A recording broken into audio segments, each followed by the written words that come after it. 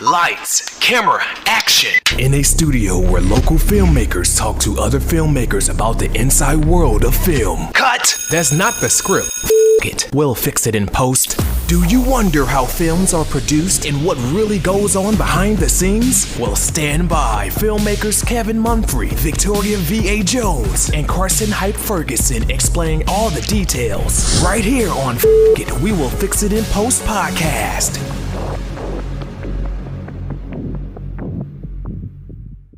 Good morning, good afternoon, and good evening. Whenever you are listening, I thank you for doing so.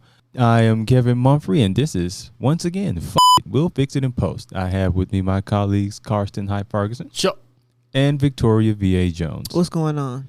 Today, we'll be talking to a filmmaker originally from the Detroit area, but is in Memphis, and he goes by the name of Jason Martin. How are you doing today? I'm doing fine. How you guys doing? Good. We are great. So, what got you into the world of filmmaking? At first I was a musician. At first I used to do music, and I had a friend named Ventrell Jones, and he was a filmmaker. And that was my first time. He invited me to a set that he was on called Read Between the Lines, and I was the boom mic person, the sound guy to make sure the sounds and everything was good. And after I found, my first time on set, I fell in love with it.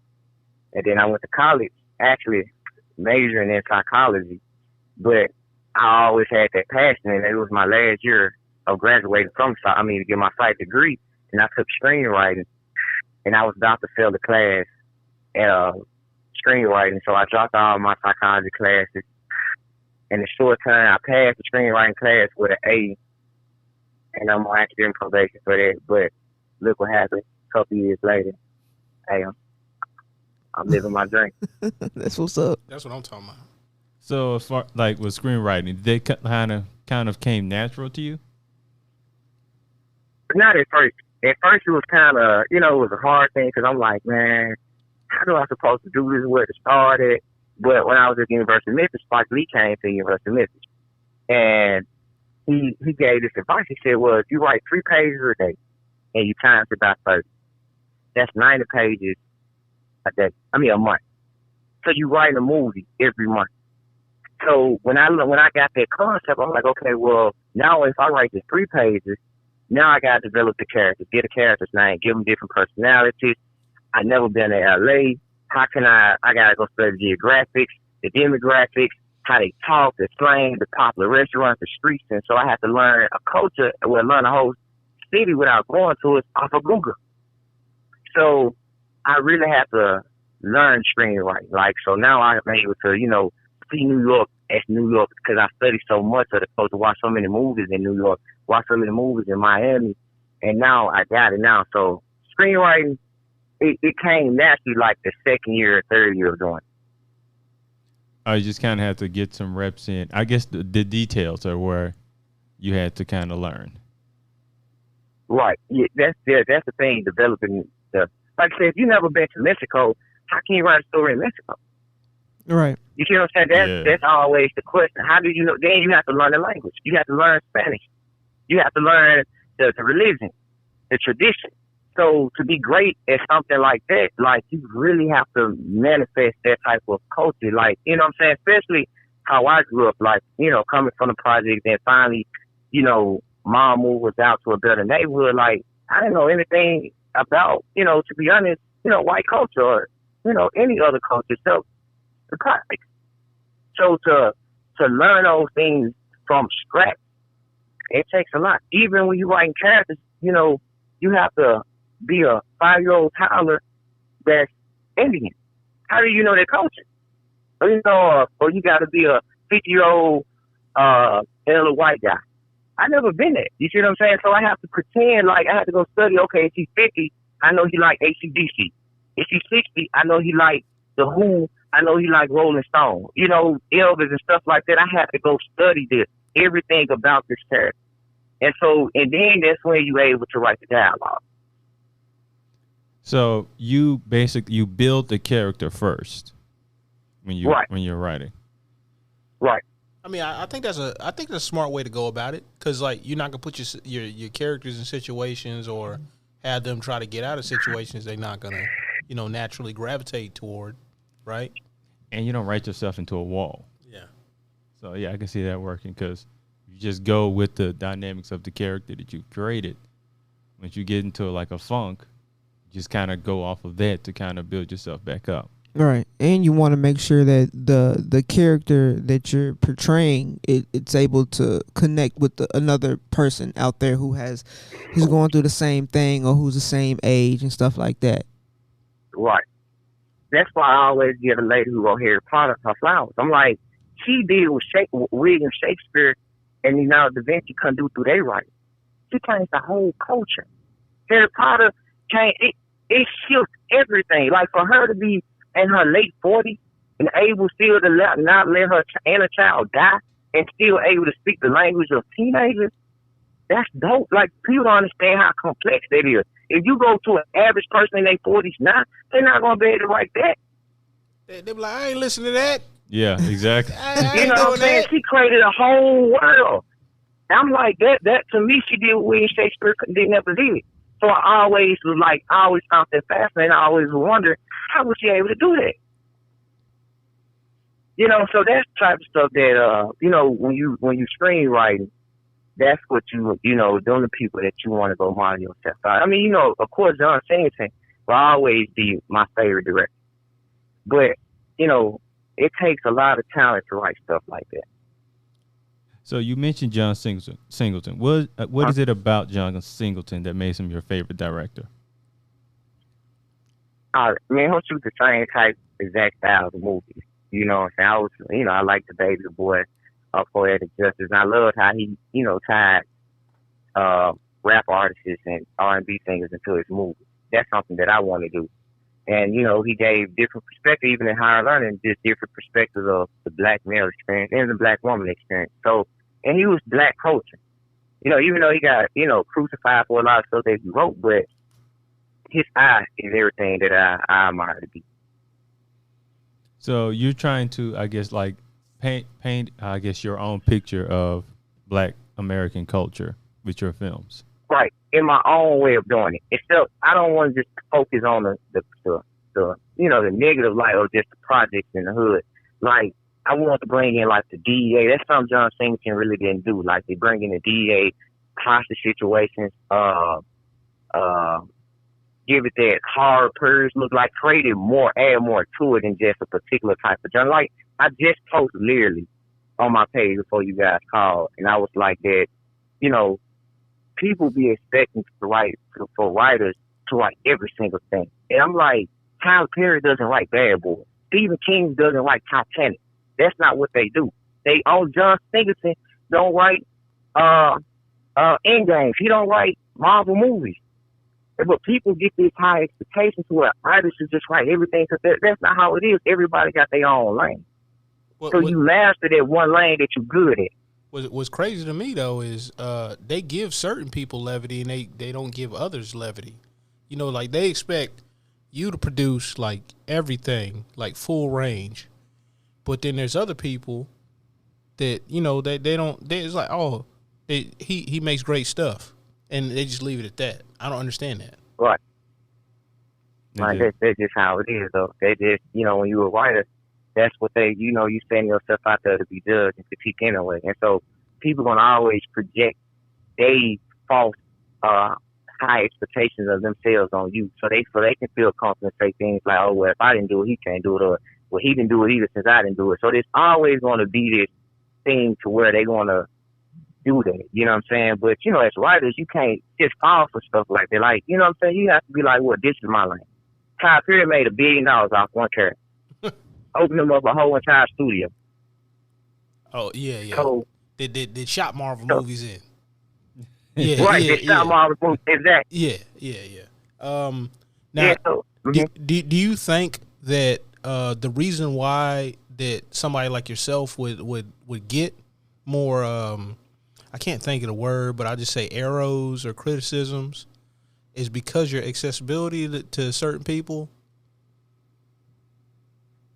Well, I'm going to say this, and I'll just be honest with you. It's already that stigma or the stereotype that black writers can't dream big. Like, we can't create nothing like Bad Boys or Die Hard or wanting to write a certain level of movie, drama. Exactly. We ain't good at horror or action or comedy. That's not what we do. So that's going to come naturally. But that's why if you see some of my stuff, I always try to go against the line. Like, you can't put limits on me. You know what I'm saying? Me and Victoria just talking about me learning how to blow up cars. You know, so I want to blow up cars, 18-wheelers, you know, buses and every single thing, even houses one day. You know what I'm saying? Because it's always that, oh, well, he ain't going to be. Like, when I first started, nobody didn't think I was going to be able to do what I did within 8 to 17 months. Like, was able to, to go from 2 actors to not having 20 actors on set. From going from 1 police car to having 5. To doing hostage scenes with DEA agents and microphones and cameras. Nobody didn't think that. So it's always going to be this stigma saying, you know, you ain't going to be able to do this. How you going to be able to do this and this, that, and that, and the third. And you just like, I got it. I'm finna show you. Right. And me, and so, No, go ahead. Finish what you were saying. No, you go ahead. You go ahead with the question. But I was just gonna say, you know, people who think outside of the box anyways are gonna be crucified. Yeah, you know what I'm saying? They're gonna try to pull you down. Right. Because it's something that's not normal. It's something that you're trying for the first time, or people haven't seen it before from that individual. So when it works out, you know, people have nothing to say. They just, you know, they're looking and they're like, oh, okay, but they don't want to give you your credit because they wanted you to fail so bad. Yeah, so that keeps them comfortable though. I'll quote Jay-Z on this. His uncle said that he would never sell 1 million records when he first had like a little bit of success. Then he said, I sold 1 million records about 1 million times. You know, obviously embellishing a little bit, but you know, he's had like a lot of success, but he's like, yo, don't place your limitations on me, because like you said, they're projecting. Right. Sometimes it's not just their limitations. Sometimes they just straight up hating. Oh yeah. There's a lot of that too. But I mean, I think for people that care about you, that you know, like it's their fear and they don't want you to get hurt. Right. They want you to be safe. But like, you know, living a safe life, what's that gonna do? Right. You know what? I did my homework too on YouTube. So I seen a post you did with Diddy, and he was talking about how he got the MTV gig, right? Yeah. And he was happy. He was like, "Man, I got it. What's next? What's next?" He was driven. And see, me personally, I'm one of them people. And you know, it's not popular, but I'm pro competition. I'm pro ego. I support that. I support that you're supposed to be. It's a competitive arena, and you have to be the best. It ain't no half-ass. You have to be the best. I mean, like, everybody is equal. Everybody there the same respect. But competitive. But when it comes to talent-wise, like, I'll try an example. It's okay to feel inferior. I know I'm not LeBron when I get on the court. I know I can't dunk. I know I'm not fast like Usain Bolt. I know I can't play tennis like Serena Williams. I know I can't do these things. So it's good to feel. But one thing I knew that I can do is write and filmmaking. So sometimes feeling inferior is not a bad thing because it reveals your strength.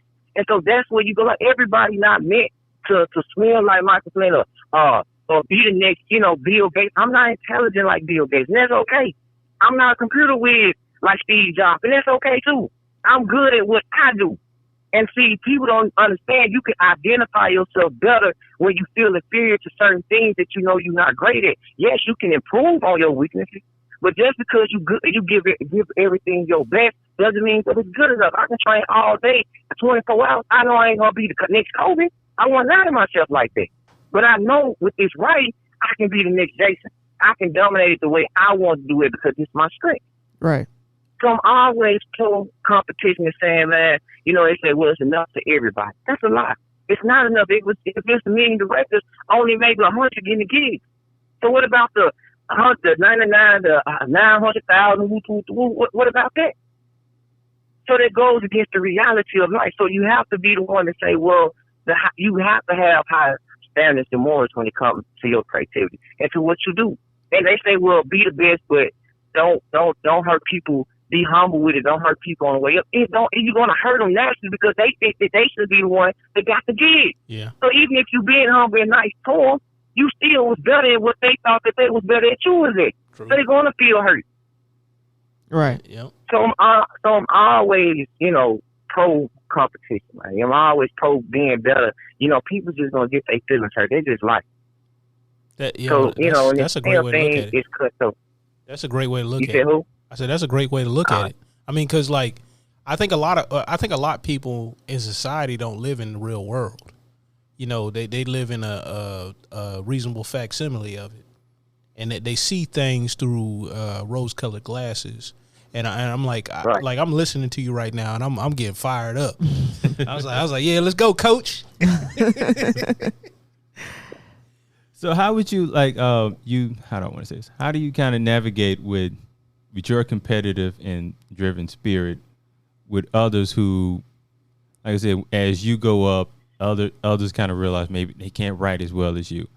They may be a bit kind of tensy-inches towards you at all.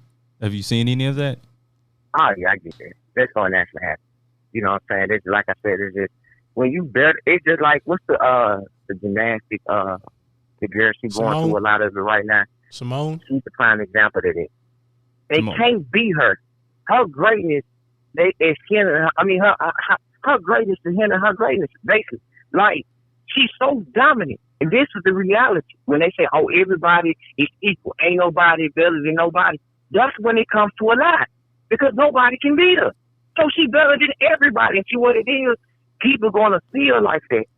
That's just reality. You got to, if you want to beat her, get better and beat her.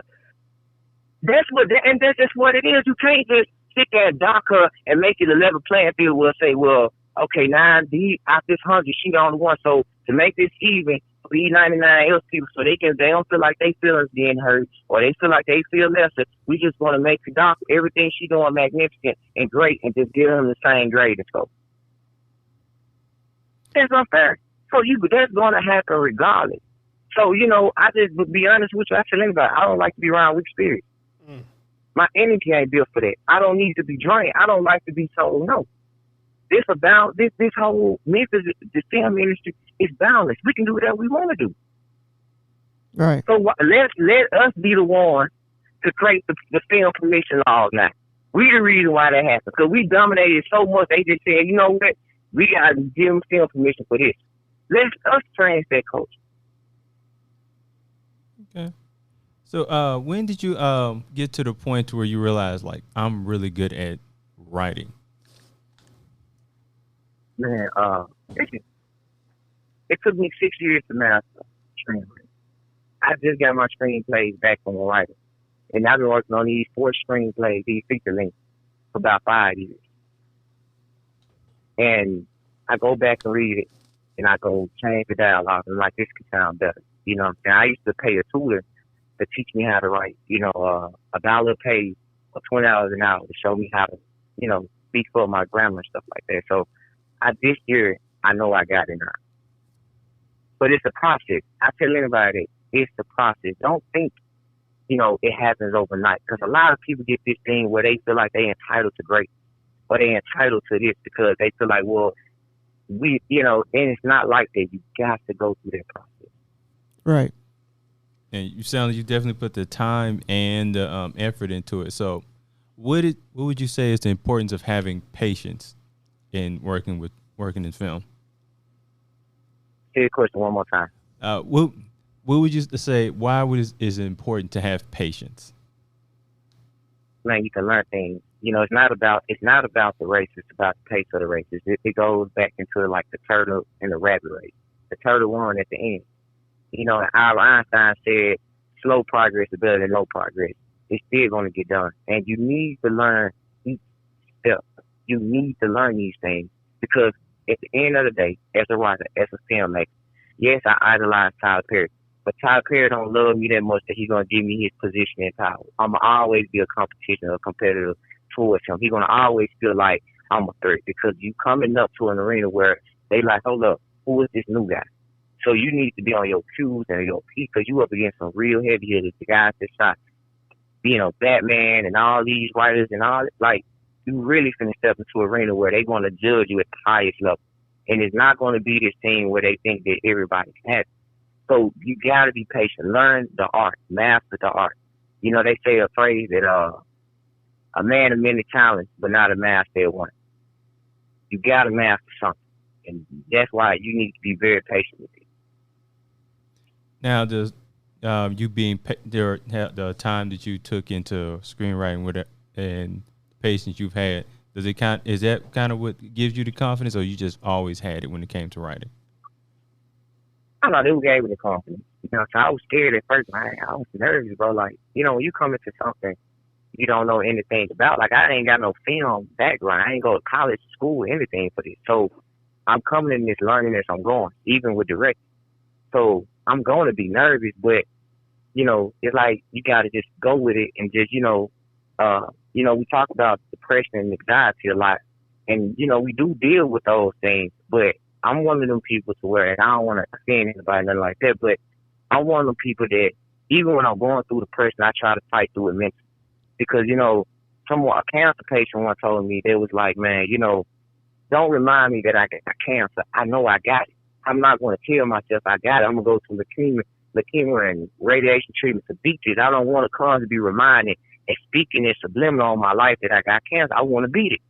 You know what I'm saying? So when I'm going through depression, I don't tell myself I'm going through this every day because I'm subliminally telling myself I'm depressed and I'm sad. And so I'm like, I got to fight through this on a mental level. And so, you know, that's something that I'm always, you know, built the confidence to say, even when I'm depressed, I got to keep going. You know what I'm saying? Yeah. Now, when you get from writing to being behind the camera?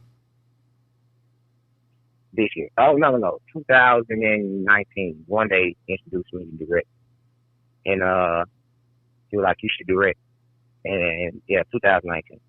So how was that process for you when you first directed your first project? Meaning like the feeling, or the feeling. How was the shoot? You know, what was going through your head? Hey, the anticipation of exact. I was nervous. Like I was just scared. I'm like, man, what if the actors don't show up? What if it rain?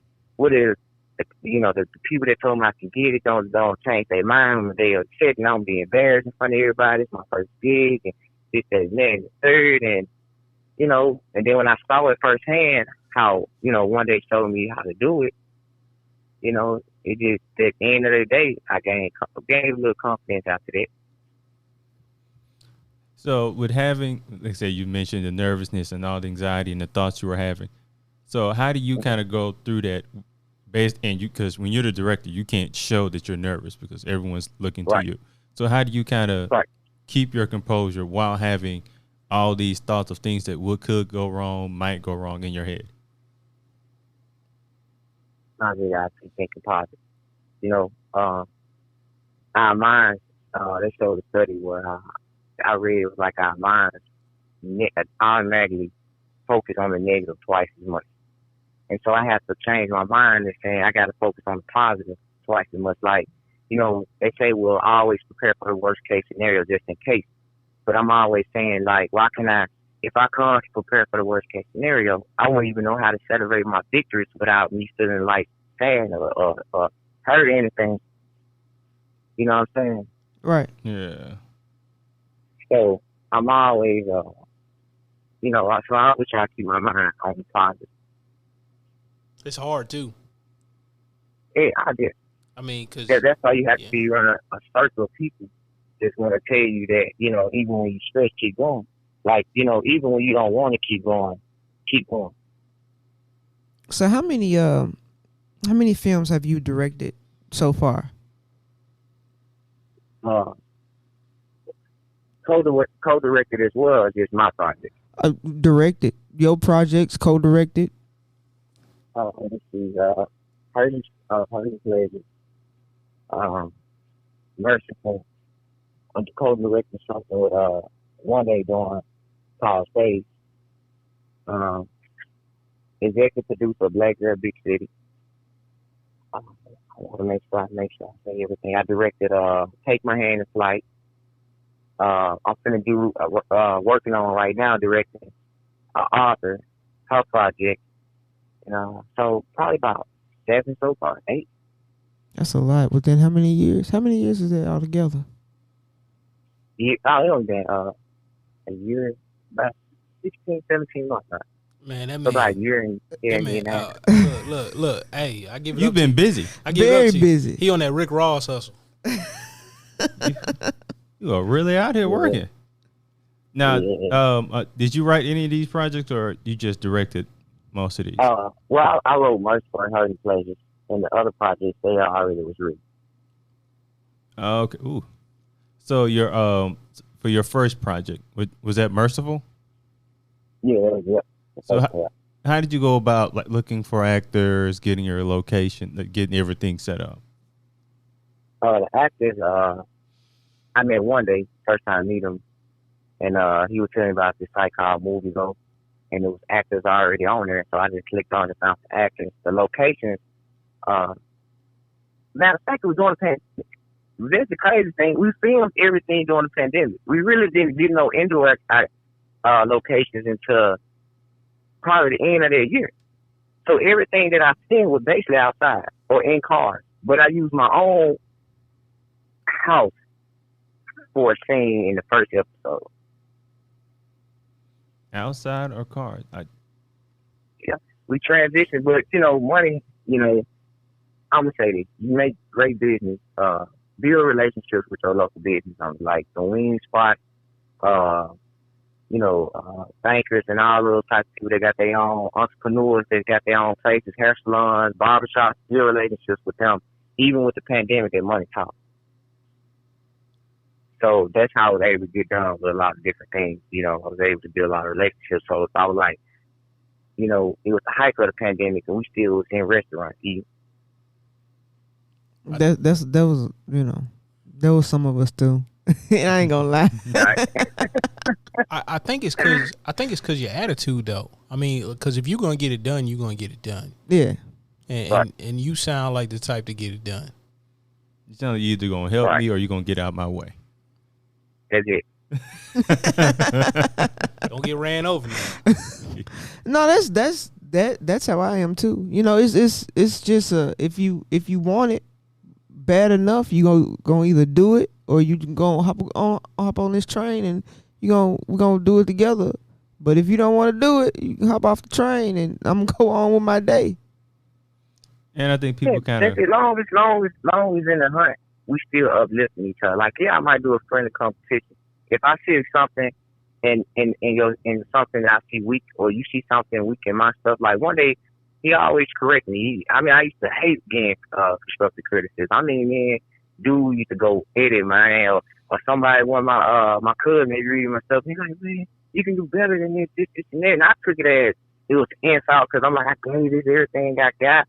And then when I, sit down and just thought about it, I'm like, I could do that. You know what I'm saying? I could dream bigger. Because that's one thing that they're going to, I tell people that I work with, dream as big as you want. Even if you got a budget, don't feel like you got a budget. Because you're subliminally telling yourself what you can't do creativity. Right. Or what you can't allow. So you feel like you doing things. And to be honest, because I didn't have booked our airport for little nothing. All of it just because of the fact was, he was just like they say, driven. You know what I'm saying? Or I know if Jason come out there, he's gonna be the publicist. So people watch your stories. People watch, your Facebook and your work ethic and what you say, and if you really gonna deliver what you say. People really care about that. Oh yeah, I know. I've come across that too. And I'm the type of person that I work with these guys all the time, and it's gonna be if they don't do it the way that I say, I'm gonna do it myself. So it ain't. It's just how it is, And but we are all driven. I know you're a very driven individual. I've seen it, So it's just like you said, everybody's in competition, but at the same time, we can all learn from each other too. So that's a good thing. See, but like he said too, you got to have a healthy competition, like the friendly competition, not the, I'm a trip you while you fall down the stairs and I'm gonna take your spot competition. You got the people out there too, like that. Yeah, you got them out there. You do, but that's not going to help build a team. Yeah. You gotta. Everybody got to be called out on certain things. If I see something like a camera shake or something like that, or after, say something that I don't like, or they might say something, I'm being disrespectful, how I might come out talking to them or something. That's something I had to learn. Like, when you a director, yeah, you a boss and you over everything, but you can't talk to people like you want to talk to your kids and stuff. You gotta still talk to people with respect, but that's just the thing of growing as a director. Like, you know, that's how I was taught. If you talk like this, that's authority, but it's not really like that. You gotta have, you know, efficient communication with people and be able to let them understand, because everybody is very sensitive and everybody have their own triggers and stuff like that. I'm learning, you know, so they're just tips for, you know, upcoming films. So let's talk about these practice scenes that you do a lot of, and Okay. I know, you know, one time you had the police actually come out when you were doing one of them. All right. The practice scenes, they started because I wanted to learn how to keep film. So I put my merciful the Well series on hold. I put Hurt and Pleasure. After I finished Hurt and Pleasure, I didn't want to shoot anything else because I'm like, yo, I can do bigger than this. I can do better than this. And so I used to host them. And so I'm like, okay, let's see how many police cars I can get. Let's see how many actors I can have on set. Let me see how many locations I can get. And so we can, you know, as you saw, you can see we did forests, rock climbing, we done did the airports, we done did whole parking arenas where, you know, just empty buildings. We done did hostage scenes, we done did sniper scenes, whatever you can think of, we done did it. And the practice scenes was to show me that I can do it. I'm like, yo, we can do anything that we want to do. You know what I'm saying? That's when I came up, oh yeah, we definitely gonna blow up a car. I know we can do it now. So it was building up my own courage. And, you know, having camera people out there, photographers being better on their own shots, meeting costume designers. It was a networking thing, and everybody to improve their skill. Like, most of the actors didn't know how to improv, but the practice scene taught them how to improv. Majority of the actors didn't get gigs. Now majority of the actors got gigs from the practice scene. So it was more of me learning and mastering my craft for directing. And yeah, the police came, a guy came out and just started shooting at ducks. Came outside, true story. We was by this lake out on Hickory Hill. He came out, started shooting at ducks, shooting in the air. Police precinct came. They pulled up on us. They came in, seen all the guns on the car. It was probably 22 guns, choppers, AKs, and everything, but they was pop guns, grenades and stuff. And they told me he was like, what the hell going on here? Yeah, it was, because I was nervous. It was crazy was the guy pulled up. He didn't see the people behind me, so he on the thing. He like, yo, we got the subject in front of me. I'm like, subject? What this dude talking about? So I'm like, yo, I'm a director, bro. I don't see the car and everything back there. I'm like, this is not finna go. I'm not finna go on the t-shirt, man. They not finna do this. So I'm like, so the actors come in, and he see all the actors and everything, and they pulled up. They head, the chief pulled me, well, not the chief, but they captain pulled up, and we talked, and they put me in the base, and like, well, Mr. Martin, you know, you moving these many people, you need to have, you know, tags around their necks and let us know so we can, you know, pull up so we can get a location if anything go left. You know, that reminds me of that Dave Chappelle joint. Officer, I didn't know. I did, man. I didn't know, man. And it's crazy. It was my last practice scene I was hosting this year. It was my the 10th one. And it was a 3 day, it was 3 scenes back to back. And it was 24 actors came out of 35. I had photographers, costume design. Everybody came out, and man, dude just came out and just messed it up. And I'm like, that. You said like the police captain came out too? Yeah, the guy that's over there, I guess over there, the precinct. He came over and he was like, come here. And he came back and got my information and everything. And he was like, well, this is what you have to do from now on if you want to move the crowd that big. I'm like, all right. Hey, that's really cool, man. He was respectful. He was respectful like that. Yeah, also, yeah, because they could have just canceled the whole thing. Right. So it could have, in some odd way, because I guess they kind of know who you are now. I guess, yeah. But I really don't like that. I really like moving low key under the radar like that, because I'm able to create really, really like I want to in the dog without people interfering with it. But, you know, Memphis, they going to get the shoot. Yeah. Yeah. Yeah. Well, that precinct knows who you are now.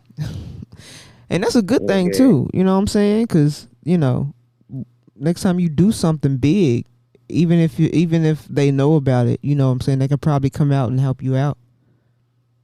Right. I mean, like, even if I want to do like a gas station hockey thing, they told me they'd be able to block off the intersection of that so nobody can come in and mess it up. Like, I didn't know you can do that. But you can actually pay the police, well, they issue you a back ticket. And you don't have to pay up front, but you can just pay on it. So, like, I think he said like $600, and they'll block off the intersection for about for like that hour. And you can actually shoot a hockey team from a gas station. I knew you can make payments. Man, I didn't know that Man, either. I just thought you had to drop the whole thing at one time. Hey, look, I might have a couple hostage scenes. You know what I'm saying? You can make payments on it. Yeah. You take Discover. You can do it. I learned that. There's a lot of ways to learn lessons. We learned that a lot easier than you did, so thank you. Thank you for taking one for the team, because I had no idea. Yeah, you can do a lot, man. Like, you can do a lot. You know what I'm saying? That's why I say, like, if you got a nice budget, or, you can, like, great relationships, you tell them, like, listen, for 30 minutes, I'm going to need this whole neighborhood street blocked off. They'll block it off. Right. So, talk about Movie Go a little bit and how you came about it, and, talk about Coleman, because Coleman is actually a good guy, and he has a lot of connections, but talk about that for a minute. Well, I met one day through my cousin, and my cousin was like, you need to meet my cousin. And one day was like, well, send him to me. And so one day invited me to go see the movie Tony Jackson did. It was Explorer Randolph. Yeah, I directed that. And one day, oh, you did? Yes. Just I was mic there. drop. Was you there at the when he hosted at in Cordova? Yeah, I was there.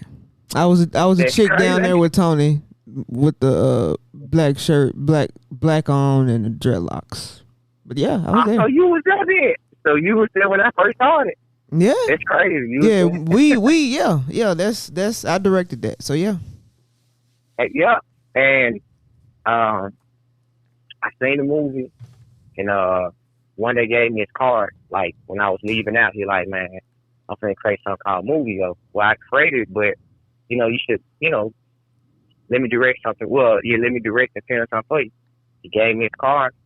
2 weeks later, we started filming, and we had the sauces in it. And one day, like you said, one day a good dude. Like, he very well connected. This dude knows Senator and the mayor. I'm like, man, how the hell does this dude know these people, man? You know what I'm saying?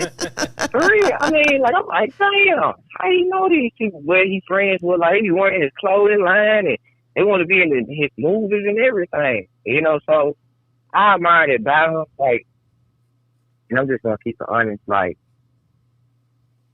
his business mindset is something that I admire about. Cause I'm pure talent. Like, and I admire that about him. Like how Jay-Z how Kanye said about Jay-Z, like how Jay-Z can move in the room for the voters, and he wasn't able to do that because Kanye is just pure talent. Right. He don't know too much about the business. Like a lot of talented artists, like Pac, they don't know about the business. Prince didn't really know too much about the business later on. Like, starting off, most basketball players don't know about the business. They just talented. So that's something that I admire, about one day, the business mindset and how he was able to network. Yeah. He's gave me a lot of actors, and then I didn't meet you, but I've seen you before. And I think it was at one of the events. It was a movie go with the movie night that he had. We had one of our films there. And so I went in and I seen like all the other films that you guys put together and they put together and stuff like that. So yeah, it was amazing. So like you were saying like how Coleman is, I guess, good with the business side of film. How important do you think it is for a filmmaker to kind of have a understanding of the business side of film? It's very important. Very, very important. Because if not, you'll lose a lot of your credit, right? And it's hard, though, at the same time. Most artists will understand this. Like, that's why you got so many that get screwed over at the end.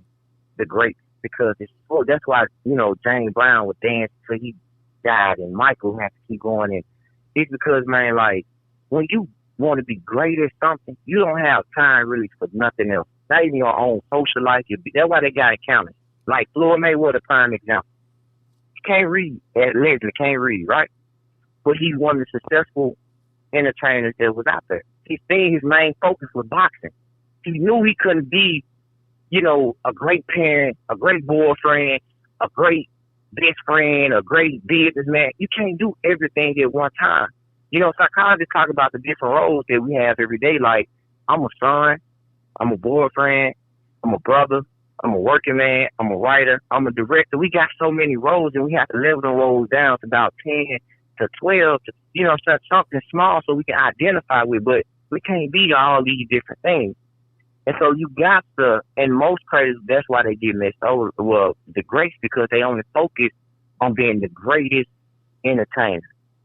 And there's so much commitment to that. So you don't have, that's why a lot of the lawyers be stealing for so many of the great entertainers, because they don't focus on it. You know what I'm saying? So it's very important. I'm just going to say that. But that's the sacrifice that comes with it, though. You can't do everything. You know what I'm saying? You can go through a line of them from Selena, when she got robbed out, you know, the situation with her accounting partner, you know, Michael Jackson just got his publishing back. You can go to Prince, wrote Slave on his face. Like, it's hard, man. Real talk. It's hard to just go through all that. Rihanna, the list goes on. The list goes on. Lil Wayne, when he just totally published to, I think, Universal or whatever, you know. So, if you're great at something, I'm telling you you failing in so many other departments in life. That's just what it is. See, that's you're not going to be the great dad. You feel? I was going to say that's where the relationships come in, like you were saying. You got to surround yourself with certain people, right? Right. Who you trust with your money and who you trust with, you know, basically your life. Like Floyd said, like, you know, you can't, it's just what it is. Muhammad Ali, every great went through that. Only ones that's successful, they kind of honor their talent. And like, I'm a big Chris Brown fan, but like CB situation with how he got his masters young like that. But look at the talent wise, he don't. But the projection of him being the next Michael Jackson is not going to happen. You know what I'm saying? So it's a balance. Like I said, you got to give up a lot of the 5 things: spiritual, mental, financially, physical, and emotional. You got to give up something to get to the next level. Out them 5, you're going to have to at least give up 3 to 4. Ooh.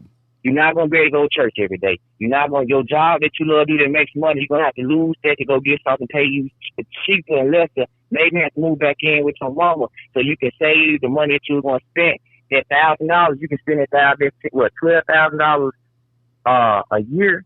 So your apartment, $1,000 a month, you can spend that $12,000 spending it to mama. You can put that towards your family. You might can't have the nice car and everything right now. Something has to give. Right, living below your means and stuff like that. Trade-offs. Right. Yeah. So that just you know, them the things about being a great, like, and not get that. And if you want to be great at something that you do, you're gonna have to understand that too. You're not gonna be able to be the great dad in the world. You're not gonna be the great boyfriend, the great husband. That's why divorces and successful people so high. You ain't lying about that. So that's why a lot of people. What it is, though.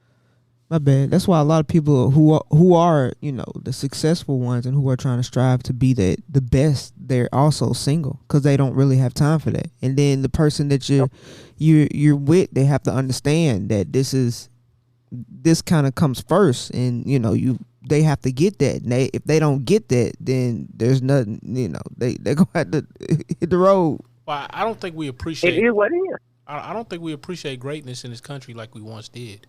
Like, I mean, I look at mastery of like almost anything, and I'm like in awe of that. I mean, like, it could be something simple. It could be like somebody throwing darts. You'd be like, yo, but the amount of time that somebody had to do to like hone their hand-eye coordination and know the dartboard, like, I mean, there's physics and everything else in that and geometry, and it's like, yo, that's like, he made it to where it looks so easy that anybody can do it. Right. Same thing with like the Michael Jordans and, You know, like the greats, the King Griffey's.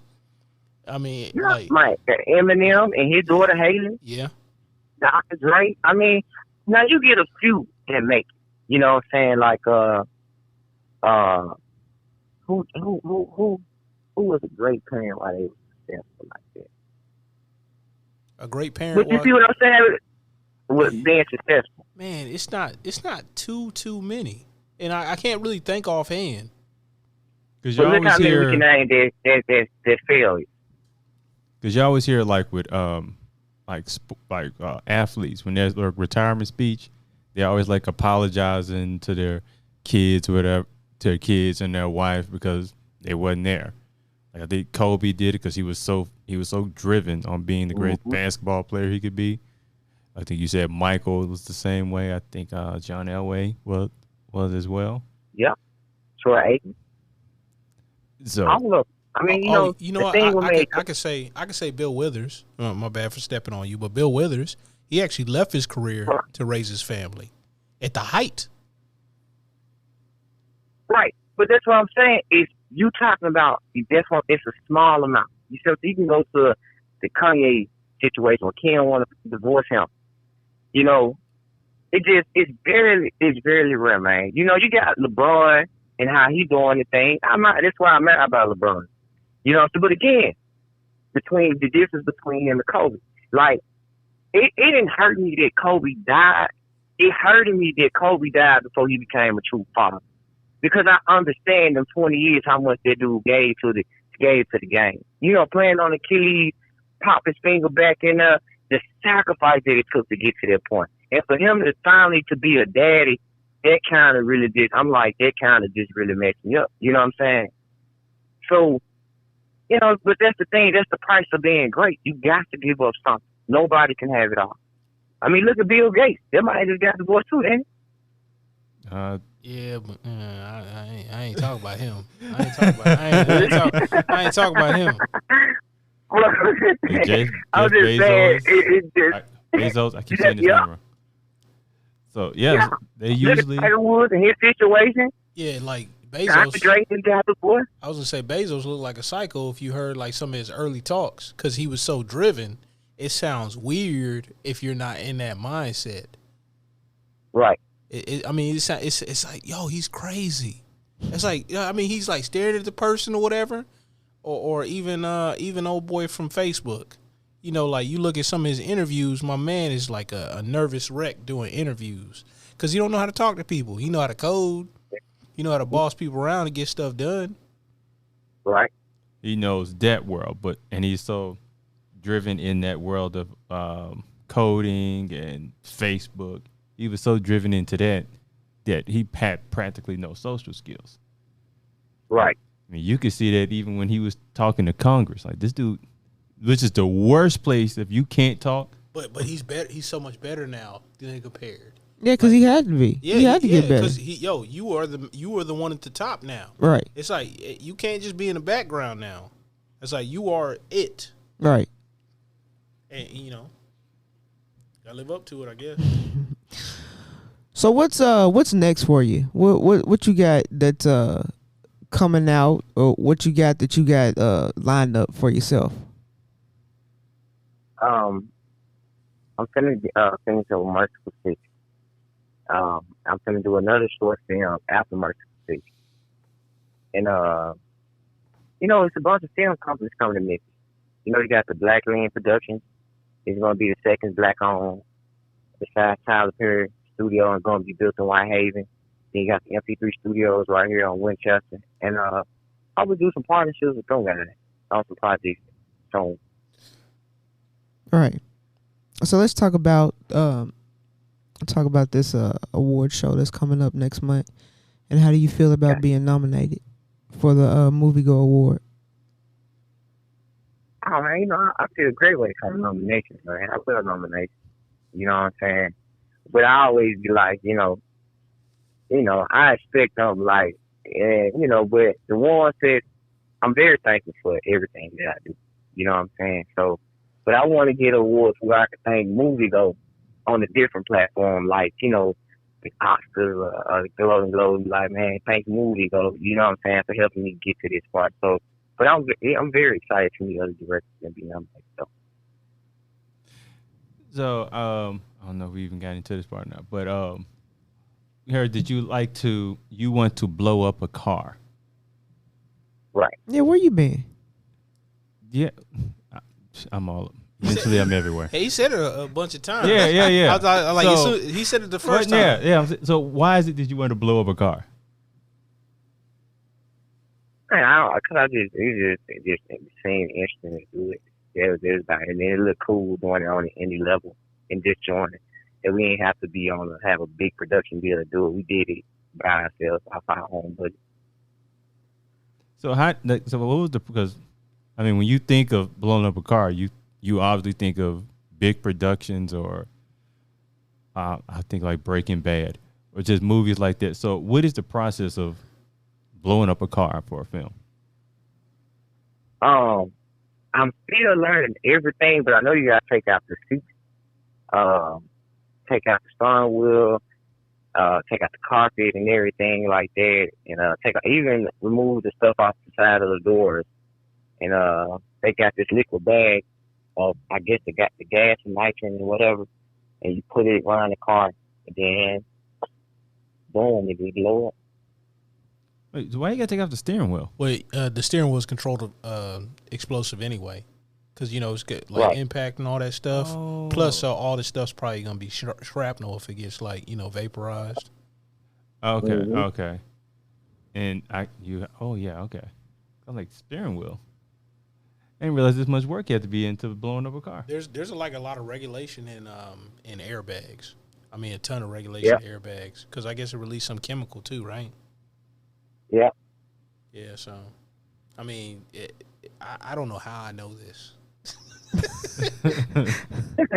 What you ain't done, there was the guys who were telling you gotta take the gas, the airbag and everything, take everything out. Oof. Never thought about it. Yeah. But stuff.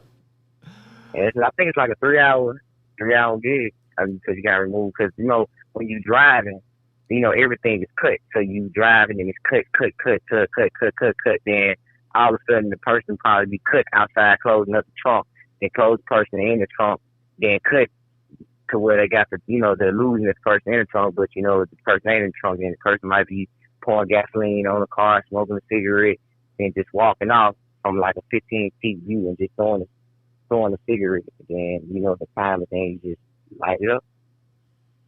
I wish you had more time. Oh man.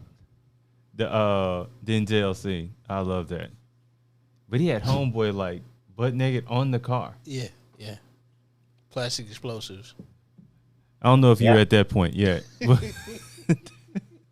Him and a butt naked dude in the car and just having somebody walk off. Oh, which movie was? Man on Fire. That was Yeah, a great exactly movie. just like that. Exactly just like that, basically. That was a great movie. Oh my goodness, man! I can't tell you how many times I watched that movie. Like some scenes of it, the whole thing. Man, beautiful movie. So Oh yeah, it's just like someone got the bazooka and they shoot the bazooka and then they hit the car. It's a cut. It really don't be a bazooka. It's just to be the green screen creating and losing like it's heading to the car, but the car just actually blows up like it creates that cut that brain connected to. Oh, hey, if you get a chance, it's a resource. Look at Video Copilot. They got a bunch of resources. So if you ever want to digitally do something, they probably got something for you over there. Yeah. now, as we get ready to wrap this up, we like to ask all our guests to kind of pretend as if they've won an Oscar. And with that, we would ask you, what would be your Oscar speech?